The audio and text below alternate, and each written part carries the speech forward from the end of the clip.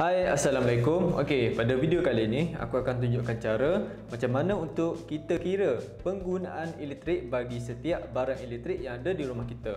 Okey, sebagai contoh, korang nak tahu berapakah kos setiap bulan penggunaan aircon di rumah korang.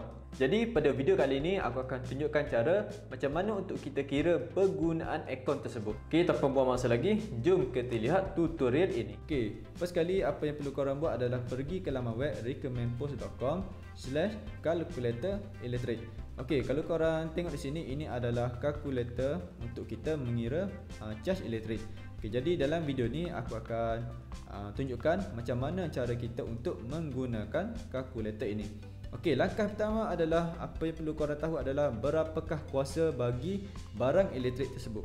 Okey, sebagai contoh di sini aku ambil aircon portable. Okey, aircon portable ni kuasanya adalah 1255 watt. Okey, 1255 watt. Okey, tapi di sini aku lebih suka tukar kepada kilowatt. Jadi kita bahagi kepada 1000, okey, akan jadi 1.255 kilowatt. Okey, kenapa aku suka lebih guna kilowatt? Sebab nanti kalau kita nak guna cara manual, ia akan lebih senang untuk pengiraan kita. Okey, langkah yang kedua, korang perlu tentukan berapakah korang guna barang elektrik tersebut dalam masa sehari. Okey, sebagai contoh aku on aircon portable purata lebih kurang dalam 3 jam sehari. Okey. Okey, kemudian langkah yang ketiga adalah kita perlu tahu berapakah jumlah unit meter semasa. Okey, untuk kita tentukan berapakah jumlah unit meter, kita perlu lihat pada meter di rumah kita. Okey, sebagai contoh di sini jumlahnya adalah 672. Okey, kemudian kita lihat pada bil yang lepas.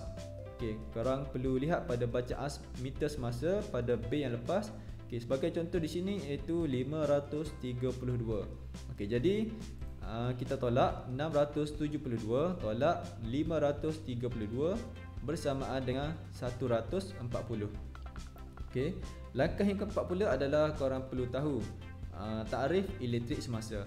Okey, di sini ini adalah salah satu contoh jadual yang rasmi daripada TNB. Okey, sekarang ni kita perlu tentukan di mana julat mana yang kita berada sekarang ni. Okay, untuk kita tahu berapa di mana julat yang kita berada sekarang ni, okay, kita perlu lihat pada jumlah unit meter yang kita kira sebentar tadi. Okey, sebagai contoh, okey, sebentar tadi kita telah kira jumlah unit meter adalah 140.